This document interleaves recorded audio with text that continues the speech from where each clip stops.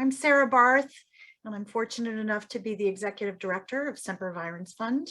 I have the privilege of being the Executive Director. Welcome to another in our series, Under the Redwoods, our webinar series in which we explore the beauty, science, really the magic of redwood forests. As we always do, I want to acknowledge that the land within which we work, the Santa Cruz Mountains, were home to Indigenous people for millennia. And as this audience has heard many times, those Indigenous people were very effective stewards of that land until they were forcibly displaced.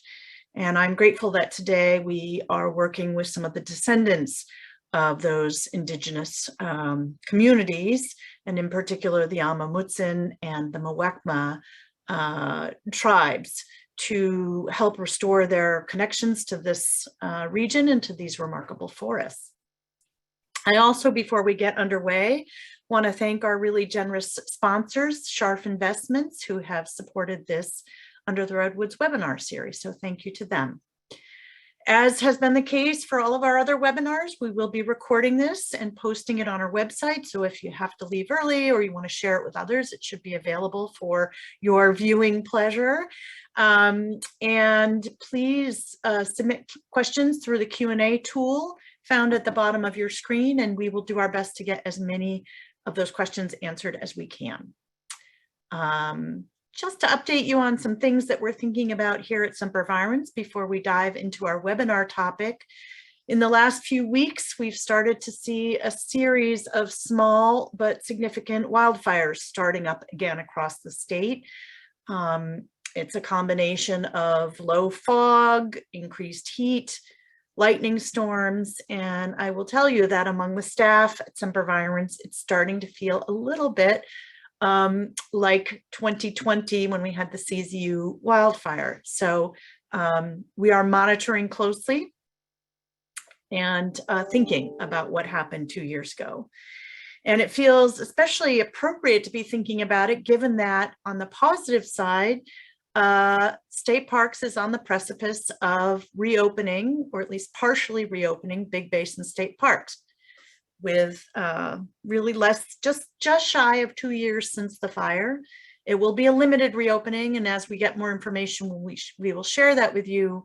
But as important as the opening, I think, was the recent announcement by State Parks of their vision for the future of Big Basin State Park, and the work that they've done to really listen to the public, listen to stakeholders like Semper Virens, and come up with a set of sort of guiding principles, a North Star document, if you will, for the future of the park. And it's something that I'm really pleased to say adheres to many of the principles and guidelines that Semper Virens issued and asked for of state parks almost immediately after the fire. So we're really pleased with where they're heading. There's a lot of work still to be done, and I'm sure we'll talk with this audience more about it, but it's an important moment for state parks work in this region.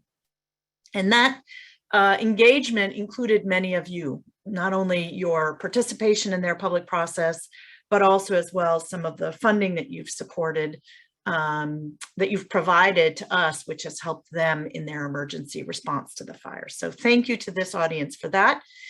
And also thanks to this audience for your engagement in the political process here in California. We recently learned that the legislature and the governor have finally come to an agreement and crafted a really ambitious set of investments to the tune of 21 billion, with a B, billion dollars in conservation, climate resilience, and wildfire response. And it was not a given that that level of investment would occur. We asked our audience to engage, and you did, and it made a difference. So thank you for that as well.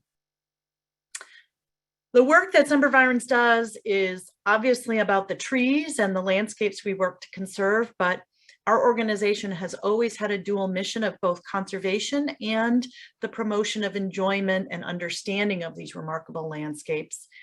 And there is no project that I think more, in recent times at least, that more completely captures both parts of Semper Virens' mission than the one we're going to discuss today. And that is a project we're involved with in partnership with the YMCA of San Francisco And I'm so delighted that we have here today Carrie Herrera, who is the director of that Camp Jones Gulch property, which the project involves.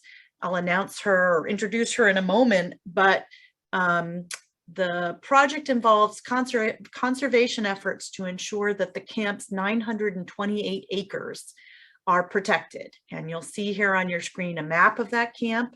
And among other things, you'll see it's surrounded by other protected areas, which is part of why it's such an important conservation property. It's also important because it includes 7 different habitat types, a number of threatened and endangered species. And from this audience's standpoint, one of the things that makes this camp so superlative is that it has it has the largest remaining unprotected stand of old growth in the Santa Cruz Mountains. And with this project that we're working on with the Y, that largest remaining unprotected portion of old growth will be protected. In addition, and I'm sure Carrie will talk about this camp really is a haven for children around the region and grown-ups. Approximately 20,000 people a year come to visit this camp and experience these amazing redwoods and this amazing landscape. So, and that project is another project that wouldn't be possible without your support. So to give you a flavor of the camp, since we can't take you all there, we're going to take a moment before Carrie comes and joins us with her remarks to just show you a brief video that gives you a visual sense of what this camp and this place are about.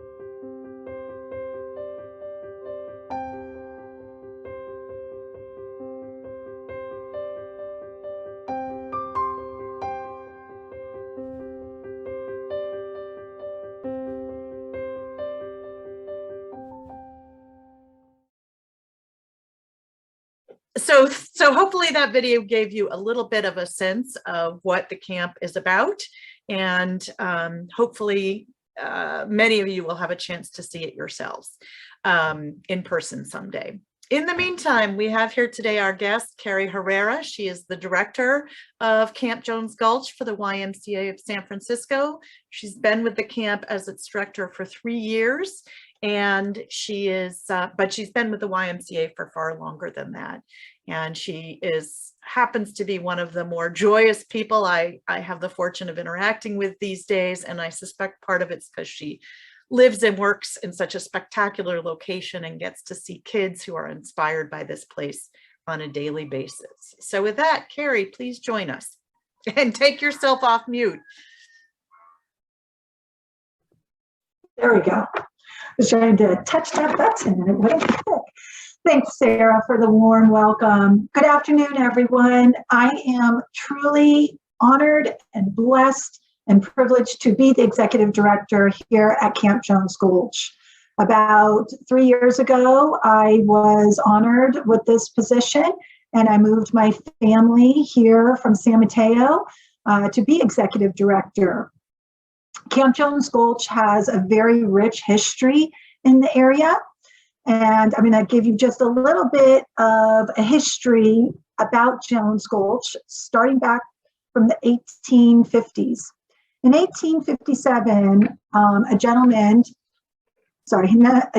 named David Jones purchased the property.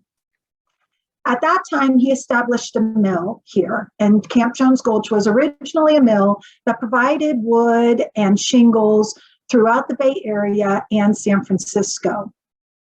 During that time, in the 1900s, YMCA of SF was very much interested in finding a local property to call camp. At that time, the YMCA of San Francisco was using Memorial Park. They would hike children up from Redwood City through the Redwoods all the way up to Memorial Park. As they did this, they obviously traveled throughout this area, and they passed through Jones Gulch property. In 1930, Miss Black, a descendant of David Jones, was approached by the YMCA of San Francisco, and the YMCA of San Francisco asked Miss Black, would you be at all interested in selling the property? We would love to have a camp for our own. Ms. Black at that time said yes. So there was a transaction made. She sold the 900 acres of land for $15,000 in agreement that the female campers would be allowed to camp at Jones Gulch. At that time in the early 1900s, most camping was done by men, and that was what was happening. And so Miss Black said, I'd be more than happy to sell the land, but again, the stipulation would be that you'd also be able to welcome females into camp. So in the 1930s, that transaction happened. And in a couple of years, camp opened up their first summer. 1 week was females, and then the next week was males. And that is the beginning of a beautiful history of Camp Jones Gulch and camping. Since then, Camp Jones Gulch has seen several different programs. Our two most important programs that we're proud of is a program with San Mateo in partnership with San Mateo County School District.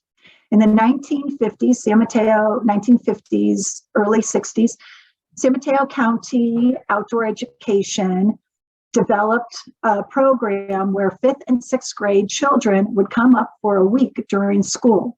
So from September to May, we see every week a different class of 5th and 6th grade students throughout the county coming up and staying overnight for a week and being able to take part in an educational-based program here at Camp Jones Gulch. Then we flip, and during the summer, it turns into a recreational program for children and youth. During the summer, the YMCA is the one who opens their doors to campers. And we start in late June and go through mid-August. And every week we welcome about 200 to 300 campers. And they get to take part in your traditional summer camp fun, canoeing, swim lessons, swimming, archery, all of that fun. And in between all of that, we also welcome community groups to camp. So during the weekends, we have several community groups, anywhere from 100 to 300, come and participate in programming here at YMCA Camp Jones Gulch. So as you can tell, we're very busy, but the trees stand strong and provide us with this amazing, amazing stage where we can invite people to come and participate and take a moment of peacefulness to gather their thoughts and grow. And we're just so thrilled that this partnership with Semper Virens is going to allow us to continue for many, many years to come. So with that, we're going to have some great Q&A, and Sarah and I will be starting to do some Q&A with all of you guys. Sarah?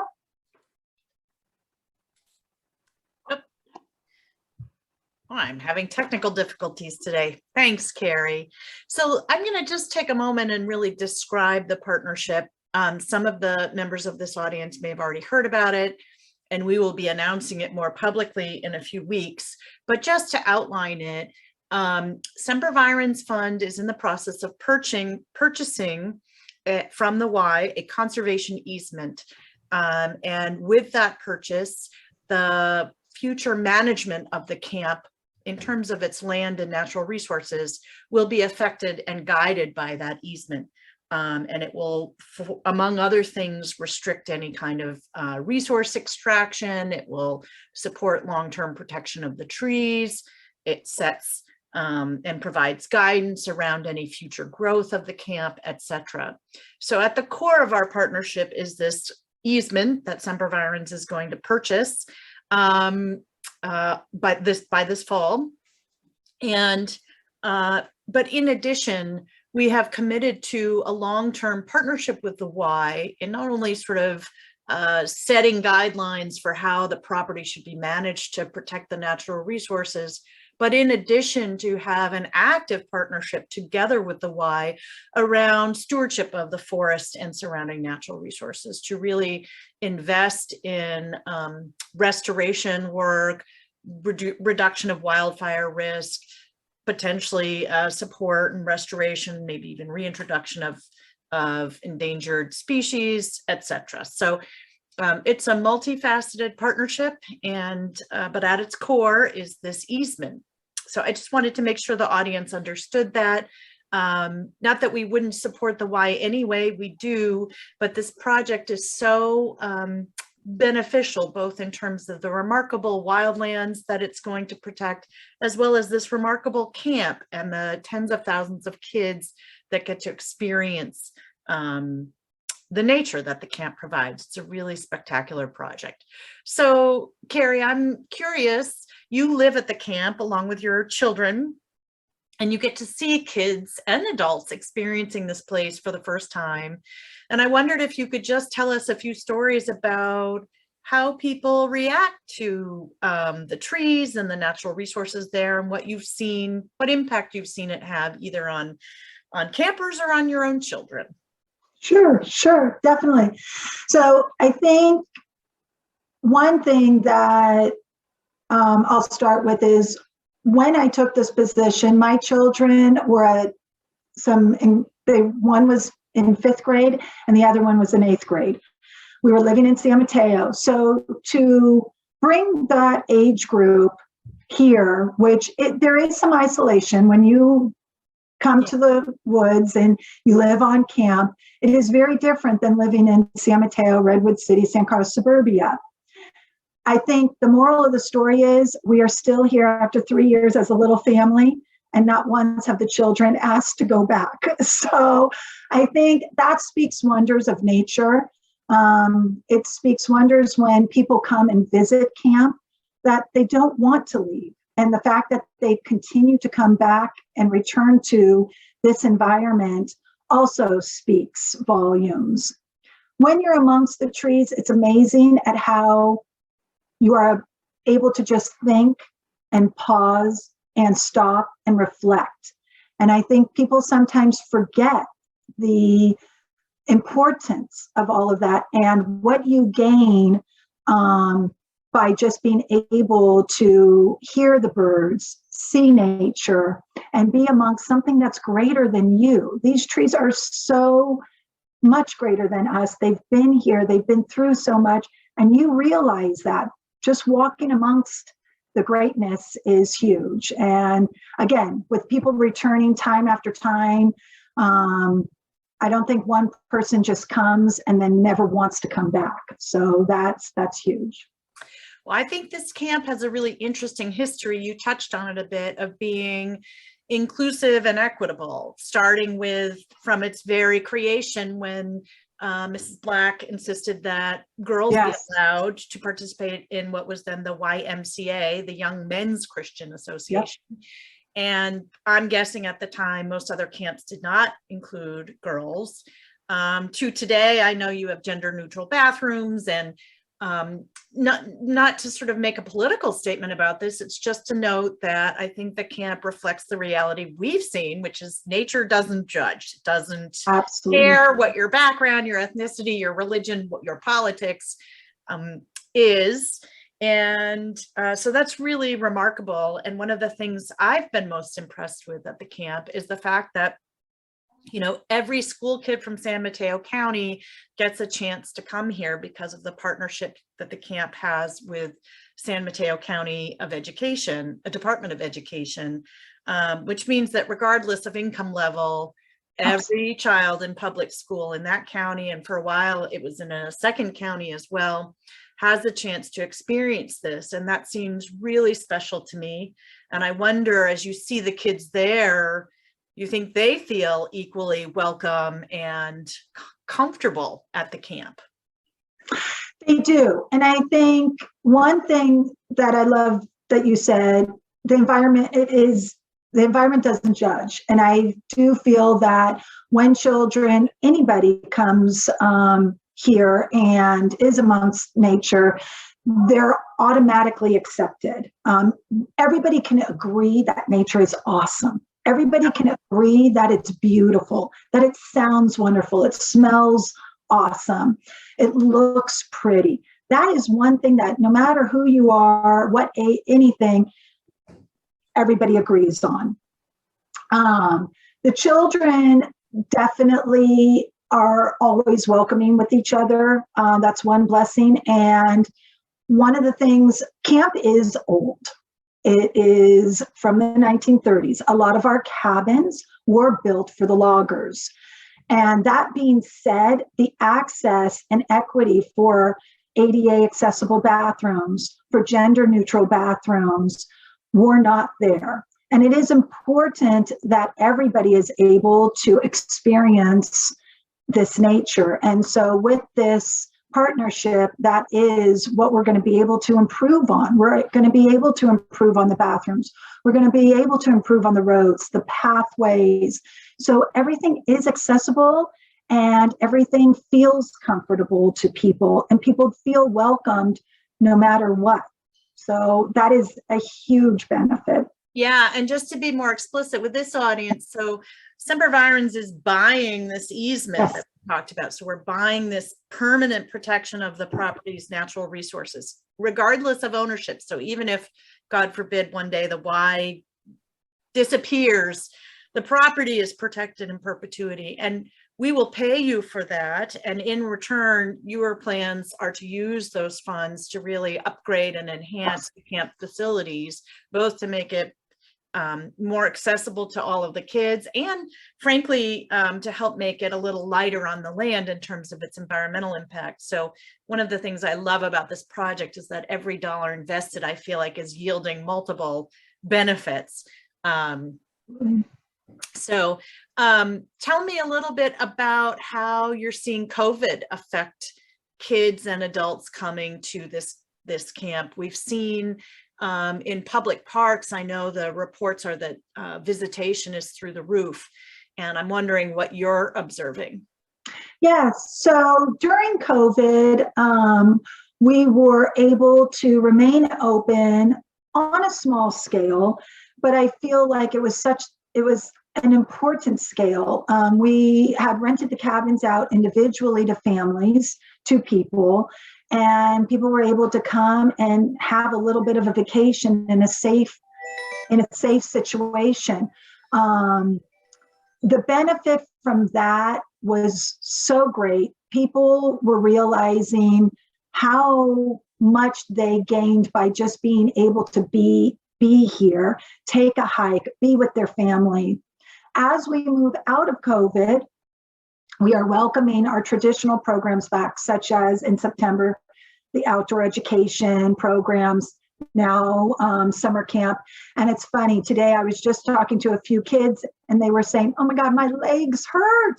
Well, yes, you're walking, but they haven't been hiking, they haven't been walking for a couple of years. They haven't been doing the physical activity that they normally have been used to. But they're all saying it with smiles. So the neat thing is we're still open. We're able to get back to some normalcy. With COVID, nature is that gift that you are outside, you are safe, you can be with a group, you can be individual, and it's just a welcoming, safe place for everybody during COVID. Yeah, which remarkably 2 years on is also still with us. It is. It right? is. But, it is. But it's different. It's okay. It's okay. Yes. So our partnership, as I described, part of it is about a long-term engagement with each other, organization to organization, around stewardship of the forest and the natural resources. Not that the Y prior to this has been bad stewards, but I think that's not been an area that's inside your sort of wheelhouse, whereas Semper Virens manages forests all the time. And I'm curious how you think that stewardship work may play into the kids and what they learn about forests, and or just how you're thinking about it as the camp director, or things that you see that you're keen to have the stewardship work do and that you're excited about. Yeah, it's a pivotal opportunity for us because you are right, Sarah. The YMCA of San Francisco, the Y in general, we are fantastic with people. And not to say we weren't bad with trees, but that wasn't what we do. And the fact that we can find a partner that can help us with the forest and we can continue our programming is a perfect match. Yeah. Moving forward with conservation, the generations coming ahead of us, it is not only is it important to all of us, but these kids nowadays are so savvy about what kind of environment they want to live in as they grow up and what is going on right now. And what used to be a typical lesson plan is completely changing now. It really is moving more towards a conservation. It is now moving more towards learning about the environment, what we can do to create healthy forests, how we can live amongst these great trees and treat them the way they need to be treated.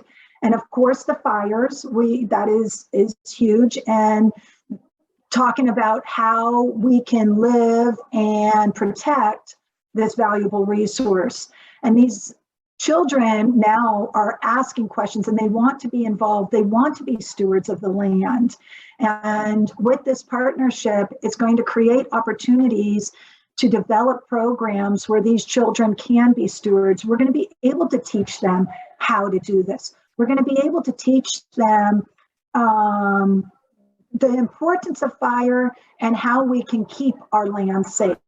We're going to teach them about how to conserve these beautiful trees, the streams that are amongst us, the grasslands.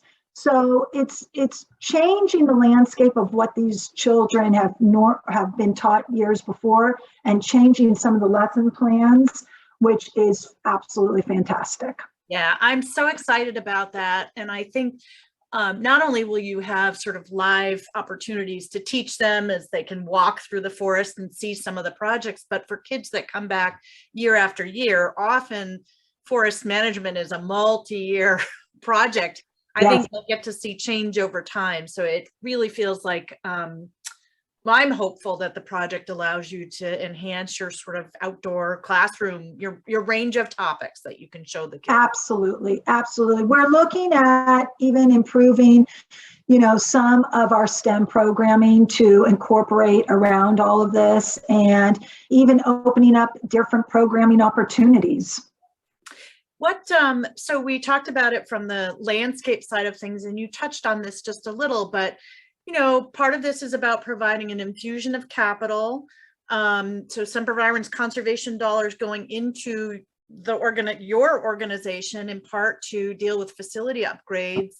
How do you think the camp is going to change over time? How do you think it might look 5 to 10 years from now based on, and I realize, you know, the money we're providing is not the only piece of it, but what do you think is in the future for the camp? Yes. Number one, it's going to allow us to be here for another 100 years. The buildings we have right now, to be honest, they're fine. But are they going to last another 100 years? Absolutely not. Maybe not. Not. Absolutely not. So the TLC is going to be great. It's going to also provide us with some new programming areas. Such as maybe possibly a barn where we can bring some of this conservation teachings forward, and it's the start of a classroom.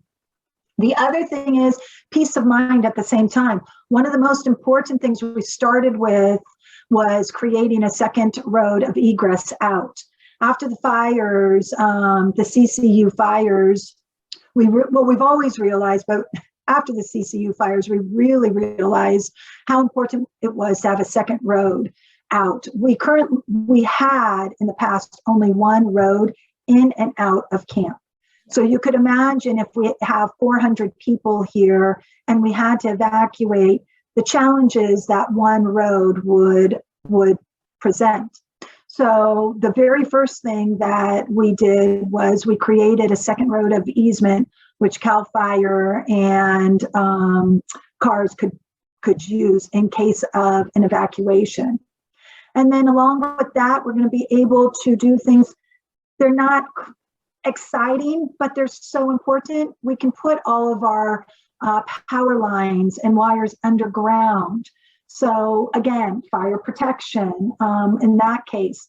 And then again, with all the buildings, just bringing more state-of-the-art, more environmentally friendly buildings. And I mean, I can't state the bathrooms, but just access to everybody, ramps for wheelchairs, just lots of great things. I'm curious. So we learned as we've started to talk to people in our orbit about this project, we've heard from so many of our supporters that they went to the camp, or their kids went to the camp, or their grandparents went to the camp, or all 3 generations went to the camp. And I think our eyes, we knew the camp was important, but I think our eyes have been open to just how much of a beloved institution it is in the region. And what we knew and what we were focused on initially was how extraordinary your old growth groves are. And really, as I said at the outset, it really is the largest remaining unprotected stand of old growth in the region. And those are irreplaceable, literally irreplaceable. And I don't think you could put a dollar figure on them. Right. And so I'm curious, as the partnership has evolved and as we've talked to you and your colleagues about the importance of that forest, how has your perspective on it changed? I mean, it's both your sort of backyard area, and now you're hearing us tell you how significant it is. And I wondered how your reactions to it have changed as a result of our working together. Yeah, I think we've known how special it is, but I think we've realized special in now capital letters. To put a little more of an emphasis on that. We've always kept it as something that has been our backyard. And now it's something that I and the organization are truly thinking of, how do we share this? How do we open this up to sharing it with other people and, allowing access to it, because it is a pretty amazing spot. Yep. And it's, one of these things, I actually feel very selfish to just keep it for our own programming. So we are looking to figure out how to open this up, share it with others, and just magnify it a little bit. Yeah. Well, one of the things we showed at the outset, the map Yes. And we showed that in part because the property in and of itself, it's nearly 1,000 acres, which is quite substantial in this region of the world. If this were southern Utah, it would be a blip. But in this part of the world, which is a fairly congested, developed, populated part of the world, that is a lot of acreage. And so the property would be special in and of itself. However, one of the things that in our mind makes it extra special, super duper conservation value is that it is part of a larger network of surrounding protected lands, including a couple of county parks. And one of the things we've just started to broach with you and with them is the possibility of forest restoration across the larger landscape, which we increasingly understand what is needed.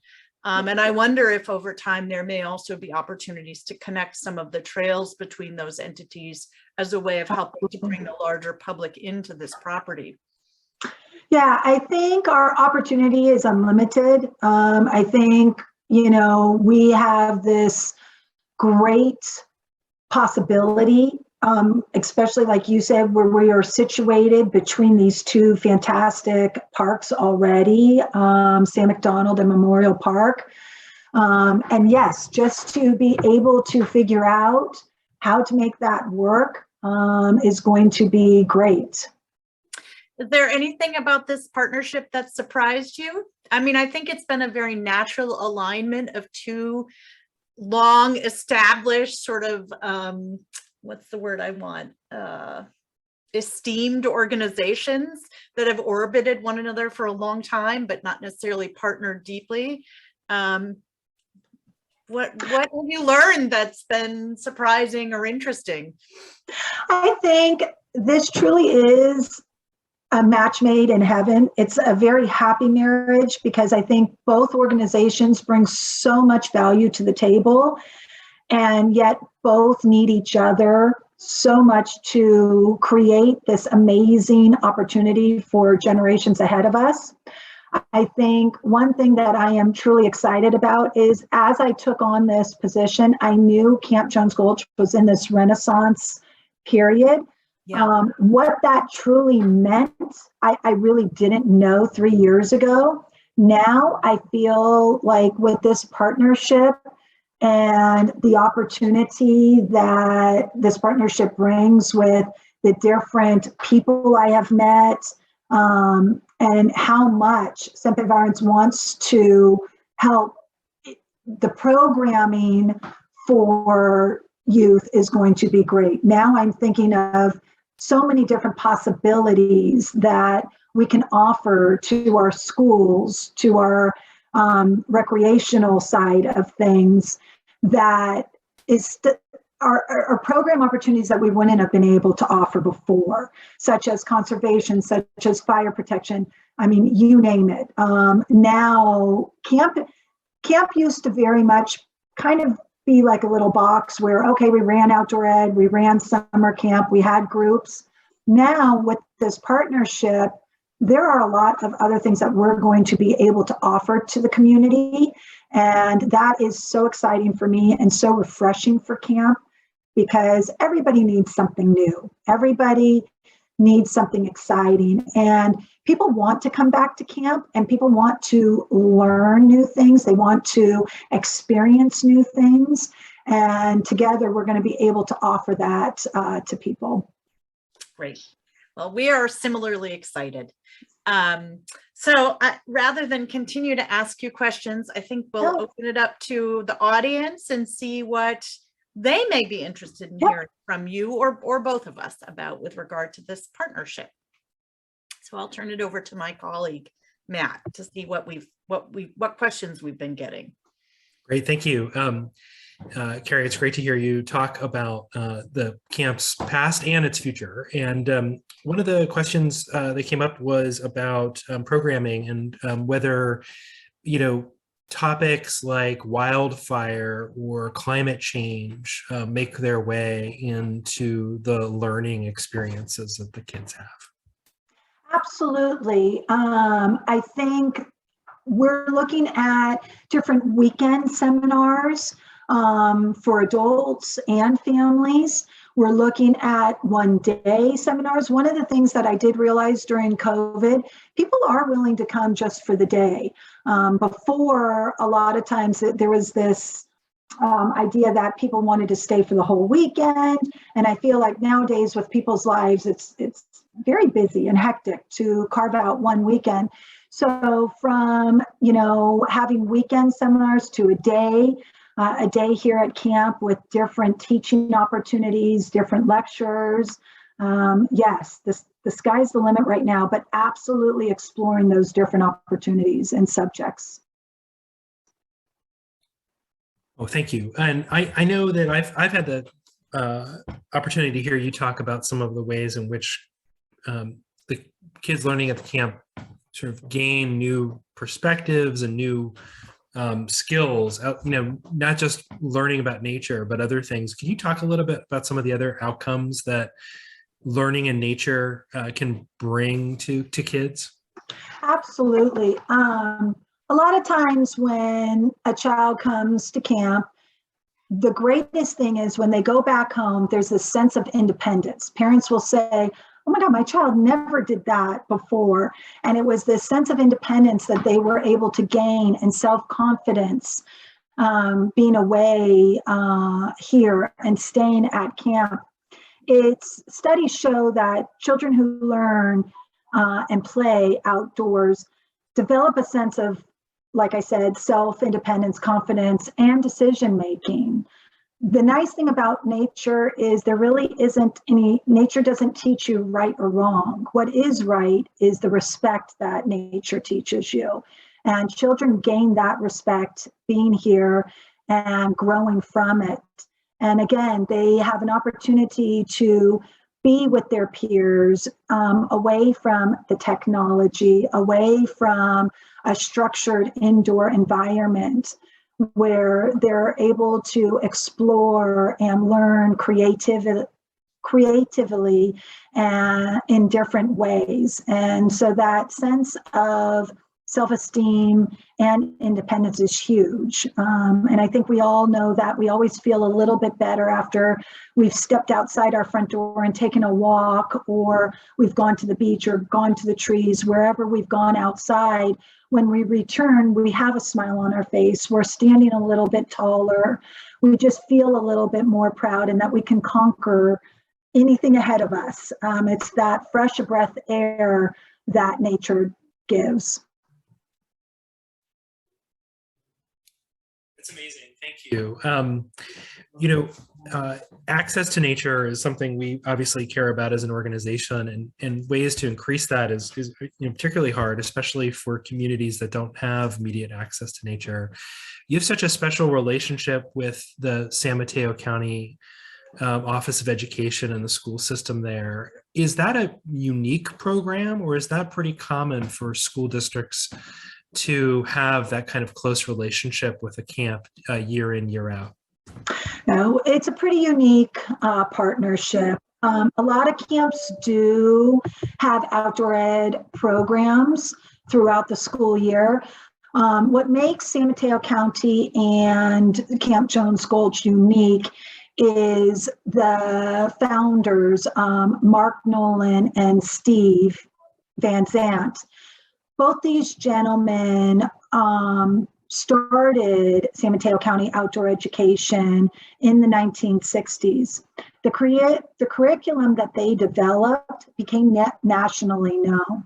So I really do feel like at Camp Jones Gulch, one of the greatest outdoor education curriculum programs was started here and nationally grew from here. Our partnership with them has not only seen positive growth from year to year, but has seen growth through different ups and downs, whether that's, with the schools, but the one constant has been both partners know the importance of getting these children outside of the classroom for an extended period of time to be able to experience this. A lot of these students have never, even though they may only be 30 minutes away, they have never come to the outdoors to take a hike, to see the trees. They've never even been to the coast. And giving them that opportunity to we provide the transportation. They get on the bus. The families don't have to think about how are we going to get there. The children are able, the transportation's provided, they come and they learn and they get to see, wow, this is only 30 minutes away from my house, 40 minutes away from my house. I had no idea. It opens a whole new world up to them. They don't have to travel 3 hours or 4 hours. And they are able to come home and be able to explain what they saw and see. Their family, then it's reciprocal. Their family sees the excitement. And then the family says, oh my gosh, we need to take a trip out there. And so that's where the growth comes and the excitement. And without San Mateo County partnering and the YMCA partnering, all of these different families that may never have that opportunity to come to Camp Jones Gulch or come to this environment wouldn't be able to. So this partnership really is so crucial to so many. And again, because of the longevity of our partnership, we have generations that 3 or 4 generations that have gone through the program. And that is pretty unique on its own. It's really fascinating. We had another question about the legacy going back to the early founding in terms of inclusivity, particularly for women and girls. And the recent developments I know that have come in introducing gender neutral or gender inclusive spaces. How did that come about? And has that become something that has been, become a norm across the Y? So how it became about was a couple of years prior to COVID, we realized our campership, our gender neutral campership base was growing. And what we were realizing was this particular group wanted their own space to grow and evolve. And the population was growing to a place where we were able to offer an opportunity for students and campers where they could pick all female, all male, or gender neutral. This is definitely not the norm in camps. Camps history and camps culture still very much is all girls, all boys. I feel pretty proud to say that we're one of probably the very few camps that have this opportunity. Definitely amongst the camps in the Santa Cruz Mountains, we're pretty much the only ones that are able to offer exclusive cabins for gender neutral campers and students. So that on itself is something I'm very proud about. And it was something that just evolved, and we listened and we watched and we acted. And I believe that's something that the YFS of San Francisco does very well. We are always ready to open up another opportunity. And if there's a need, we figure out, okay, let's figure out how we can make this happen and how can we make people feel comfortable in this setting and welcoming. Carrie, amazing. Speaking of things evolving, you touched on this a little earlier, but I'm wondering, even 10 years ago, you wouldn't have seen kids being on screens so much. I guess they were probably using television, but they weren't on, a phone or a tablet or a laptop. And I'm curious how, and then they go to camp where I'm pretty sure they have zero access. I'm guessing you don't allow them to Correct. internet access. So how do they respond to that? And how have you evolved in response to them coming in probably with a very different perspective on electronics than they might have 10 years ago? Yeah. So I kind of laugh a little bit because the kids are a little bit easier than the adults.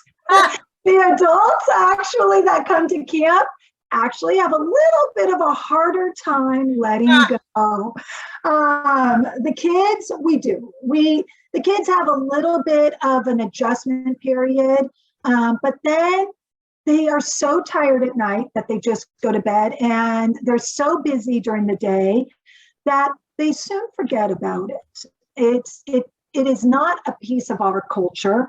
And so because it's not present, they are able to move forward and have conversations and play. I will say adults do have a little bit more of a challenging time. They're always asking me, where can I get online? Where can I get online? But yeah, it's pretty funny. But it takes everybody that adjustment period, no matter who you are. I even find it with myself. And once you just can breathe through it, give yourself that first night, people adjust. But, you know, it is hard. The children, we do see behavior issues in the first 24 hours, especially with the male boys 8 to 10 years old it's the video games actually. And breaking them away from that, we do ask that parents start weaning the campers off of all electronics prior to coming to camp, because like any habit, cold turkey is a little bit tough.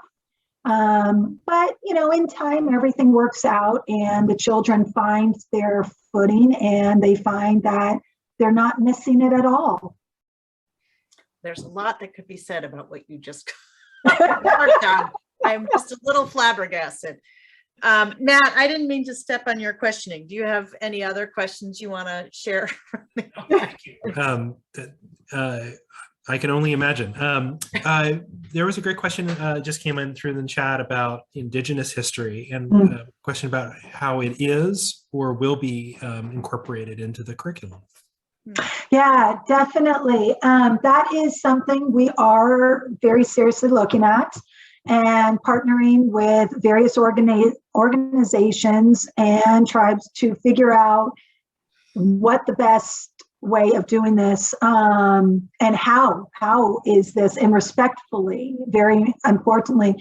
Of course, the first step is we have a lot of places that are just still called and named various tribes, and we're looking at that aspect, and then teaching the children about this beautiful land and the history of it, which was never really incorporated in outdoor education, and now it is being written in.